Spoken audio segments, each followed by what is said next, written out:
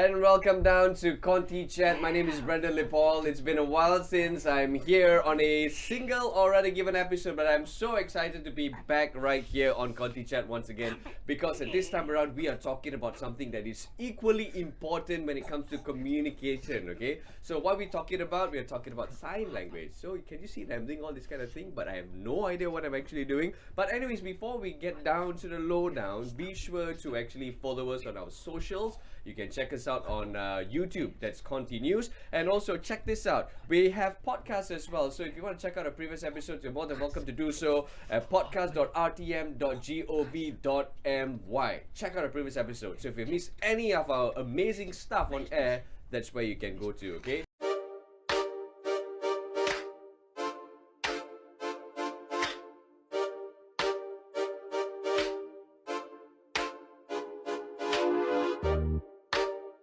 So now, let's get to business. Now, sign language vary across different countries and also regions, right? Just like how you have different, spoken words, jargons, grammars, whatsoever. But did you know that Bahasa Isyarat Malaysia, that's what we have here, is more interesting than what you have elsewhere? So to tell us more about this, of course, bringing to the studio right now, I've got Dr. Joseph Loh, who is sign language interpreter. Welcome to the show, Dr. Joseph. Hello, hi. We also got Armi Rusli, who is a sign language tutor. Welcome to the show. And we also have, of course, Tan Libi, sign language interpreter for a wonderful person right here, Armi. Hello. Hello, everybody. Great, great. Great from Joseph. First and foremost, thank you so much for actually coming down here to have a chat with all of us because, we've been seeing sign languages, in Malaysia, but we need to know more about sign language and stuff like that. So, of course, to learn more, we need to actually find out how many people in Malaysia, in the country, actually are exposed to BIM, which is Bahasa Isyarat Malaysia. Dr. Loh. In Malaysia, approximately there are about 40,000 deaf people who are registered. Right. So in that sense, we can say that there are about 40,000 people who are using BIM in short. Right. But then the deaf who are not registered under the Jabatan, they are how many of them we have no way of knowing. If we were to include those group of the people, then the number is going to be very, very big. Right. Okay, 40,000 is actually a figure that, are we just talking about deaf people or deaf person who is actually using this BIM language, or do we have other people as well that is not deaf who's actually talking or communicating via sign language? Can we get Yes, we have people who are actually normal people who actually can communicate in BIM. Yes, they can actually both. They can actually use their spoken language and also using BIM, and also for and students. Right, who and are actually students using BIM. Okay, that's a very good one, Armi. And of course, I have to ask you, the uniqueness that we emphasized just now earlier on, right? Okay, let's talk about the uniqueness of BIM. Maybe we can get Armi to actually tell us more about that.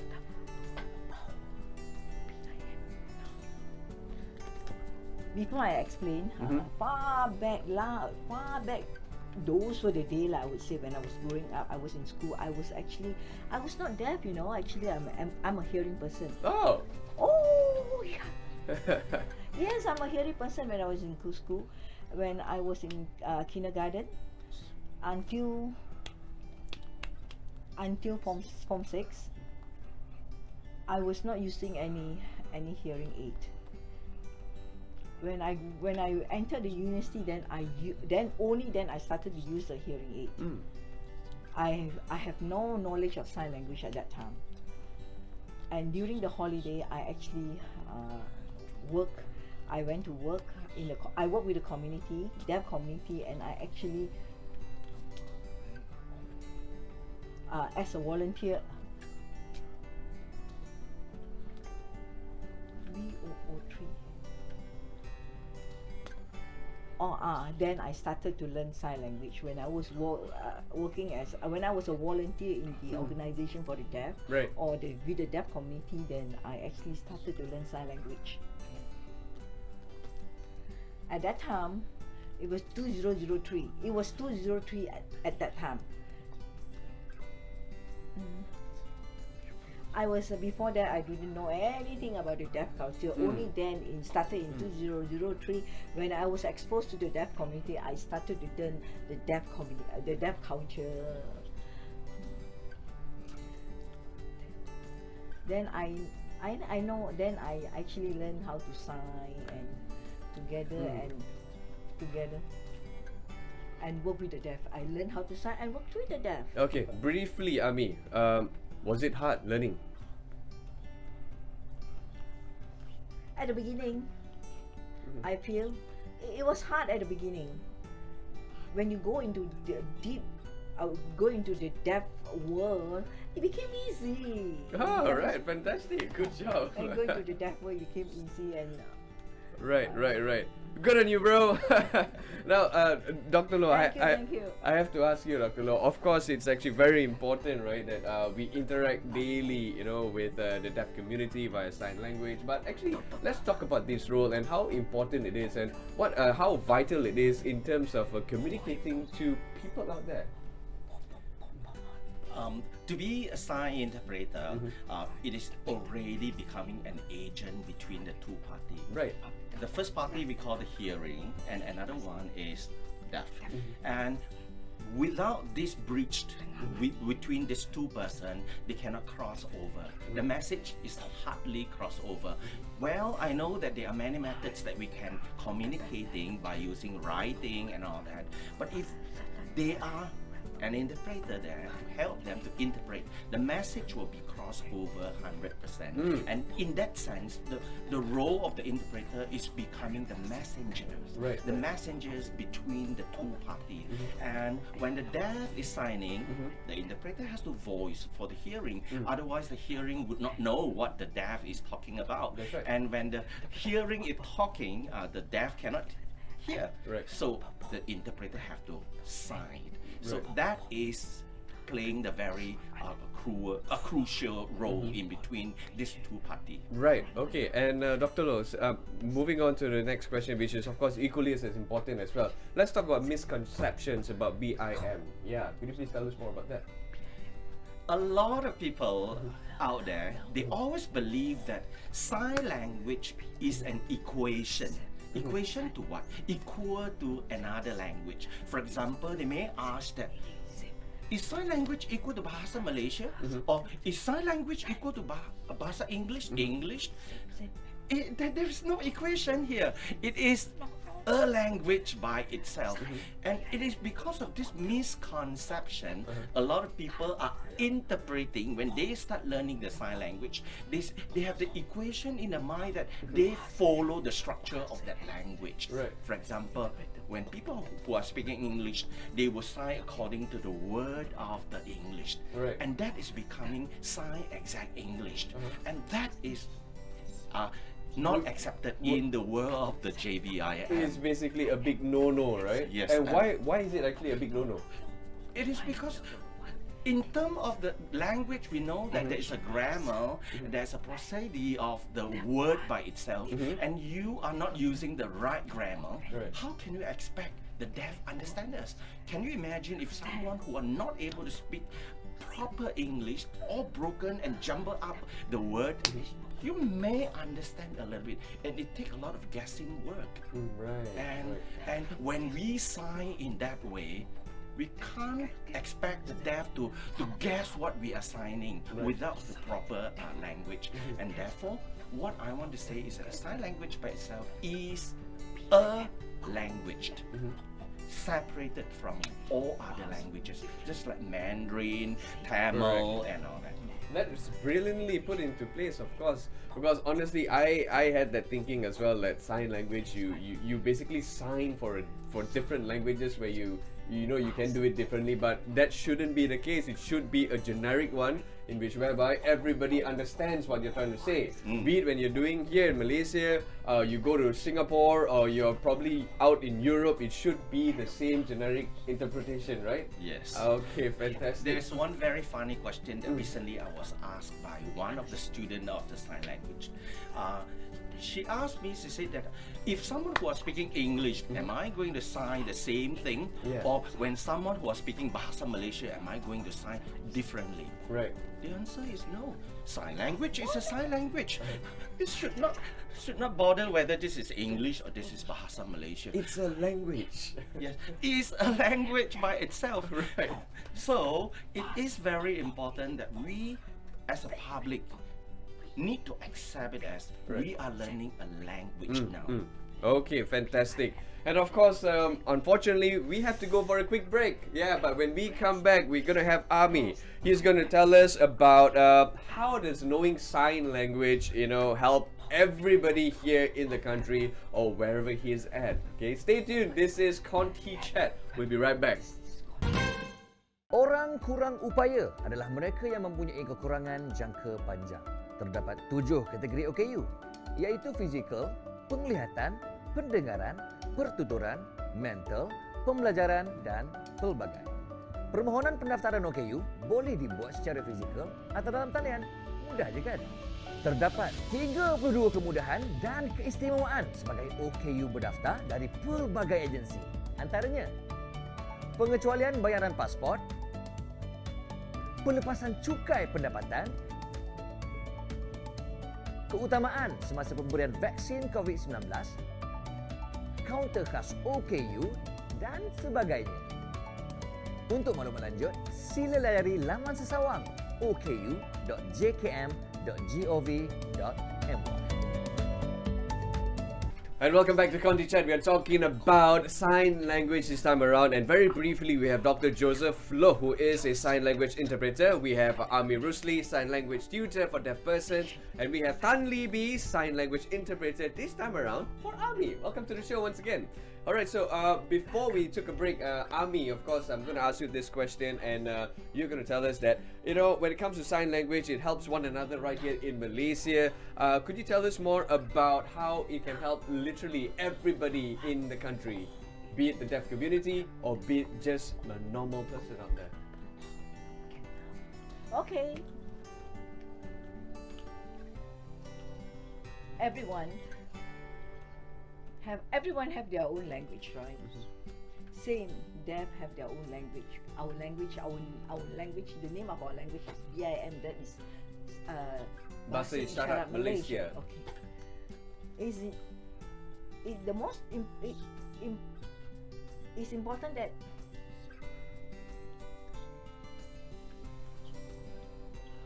important that we use the deaf language when we are communicating with the deaf.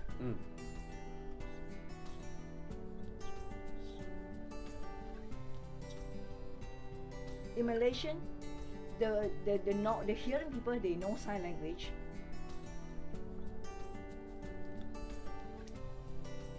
And many of these hearing person, when the hearing person meet the deaf person, so it's difficult for them to communicate. I have been teaching sign language, I'm trying to promote sign language to the hearing people, and I have many students, even I have basic classes sign language, BIM, and when they communicate with and also invite the deaf for the normal person to communicate with the deaf. Fantastic. Now, you just mentioned about promoting sign language, to the public, right? So, how can we do better to include this, in society, in the country, so that everybody can also sign language to people and communicate better with everybody, like literally everybody in the country?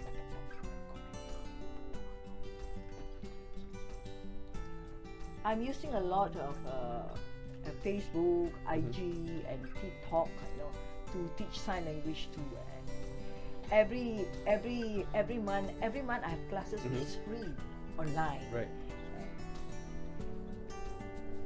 I actually try to promote in Facebook, Instagram, and for them to associate, to mingle around, associate around. Which is a brilliant thing to do, because why? This time around, of course, you have social media taking us by surprise in every single platform there is on the internet, right? Now, Dr. Loh, I want to ask you one question though. When it comes to promoting a sign language, inclusion in Malaysia, of course, we talk about something that's probably lacking as well in this particular situation and in society in Malaysia. And I'm sure you have lots of experience, to tell us about, all these troubles that you faced before with regards to sign language. So could you tell us? In terms of promotion, I have the idea of macro idea and a micro idea. Right. Okay, we talk about the macro idea first. The macro idea means we got to involve the general public at large as to how to include them. Now, my suggestion is that the best thing is if government will allow sign language as one of the options in the school. Fantastic. Just like Mandarin, Tamil, Bahasa Malaysia is compulsory and other languages are optional. But why they even put Philippine language, German language, all these languages? Why not Bahasa Isyarat Malaysia? If they were to put it in that way, in the future generation, the awareness of this language is being it will be spread very, very far. So that is on a macro. Okay. And number two, if the government do not want to include it as one of the options, they can also do it as a co-curriculum, like music. After school we learn Correct, something. because you will have volunteers out there who wants to learn this language, but You are right. You just don't know that they want to do it because they could be shy. Let's be frank right here, right? But they will learn. I mean, given the opportunity, if let's say it was made available back then when I was in school, I think I'll join. It is. And I remember that there was an international school asking us to share our experience. Right. And after 5 years, the student has already grown up. And they still keep my number. And they call me. They say, am I teaching sign language? I say, oh, so sorry, I don't. But I can refer you to the right channel as to how to learn. So in that case, I already know that in that small way, I have created the awareness by promoting this language. Yeah, correct. That is on a macro perspective. And what about micro? Micro is we as an interpreter, we have to interpret in many settings. The moment when we go to that setting, to my surprise, a lot of people do not understand GVIM. Okay. And so I would take the opportunity to educate that person, even though I know it's slow. But I will still take the chance to educate one by one. So in that way, I am still promoting sign language to these people to make them understand this community. Right. Okay, so that's brilliantly put out there, right? So of course, sign language is just something that I know. It feels like it's a bit too late for me to learn sign language. Do you think it's too late for me to do it? It is still a very good time for you to learn if you want to. Really?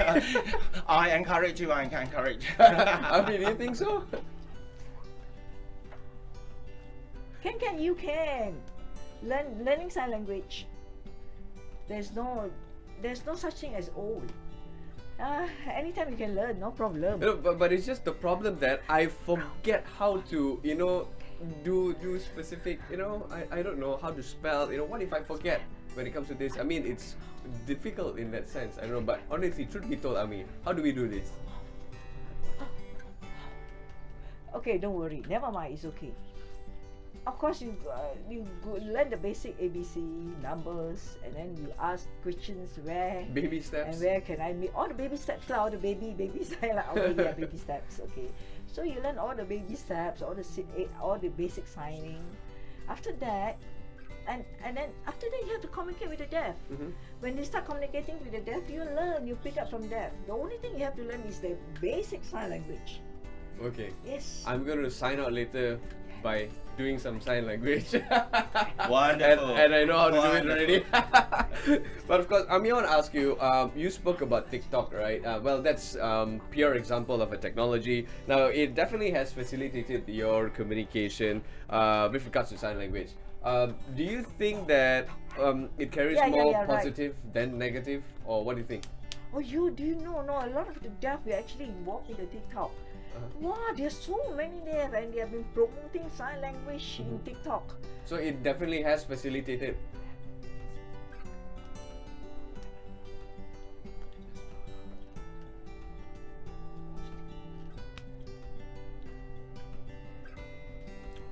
Oh yeah, it's very positive.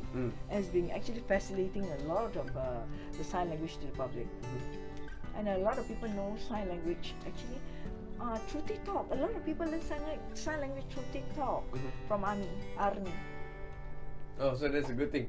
I should I should go on TikTok and follow you and learn every single day, at least probably 5-10 minutes, right? Do you think like that's an ideal time, Armi, to learn sign language if you are literally relatively fresh, just like me? But if I want to learn sign language, 5 to 10 minutes every day, is it sufficient, or do you think I need to put more time? Yeah, 10 minutes is good enough for one day. Okay. It's good enough. All right, okay. I'm gonna start doing some things, lah. Okay, you know what? I have to. Okay. Dr. Lo, I want to ask you: do you encounter many people who can sign? And obviously, what is your hope in the future? I know you've spoken to us about your micro and macro vision. Tell us more. You know, what do you hope from sign language in Malaysia? My hope is that I hope that the level or the standard of the sign interpreter will be higher up, so that we are not only focusing on a very local standard. Right. The sign is different. We already know that the sign in Malaysia and international, it will be different. But then we are talking about the standard, and I hope that the standard will be elevated, so that the quality of the interpreting will be really good to bring the message over to the deaf community to be better.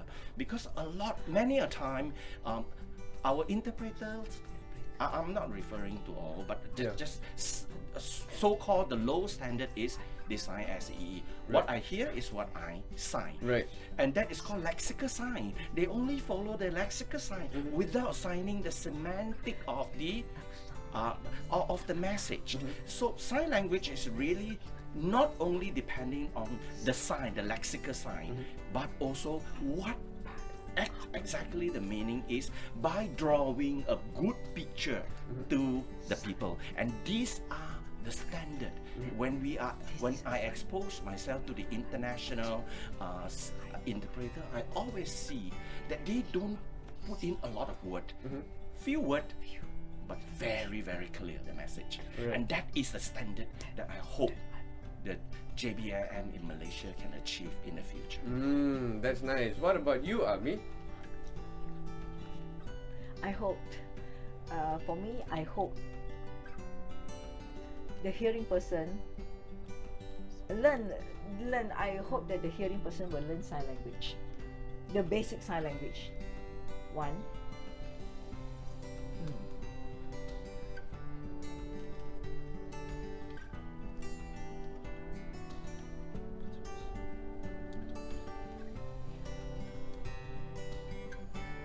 I hope the hearing person will learn the basic sign language. And every month I have a free class online. So come and learn from Armi.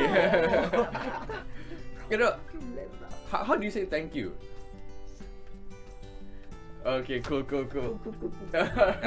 Because you know why? It's very important that we at least learn how to say thank you, because I've come across many outlets out there, F&B outlets and of course convenience stores. They have a deaf person who's actually working. So they bring to you like a paper so that you can point your stuff to actually order what you want. So sometimes I don't even know how to say thank you. I'll end up by bowing. But anyway, you know what? Unfortunately, we don't have much time to talk about this anymore. But of course, if you want to check us out, you can check this particular episode out on podcast.rtm.gov.my to find out what sign language in Malaysia is like and what is the aspiration of a wonderful guest in the studio right here. No, we thank you so much once again for actually joining us right here on CONTYCHAT. And until next time, we'll bring you more interesting topics to discuss with our guests in the studio. And right now, I have to sign out. Here is how I'm gonna do it. Thank you for watching. I am Brandon. Till next time. Bye bye.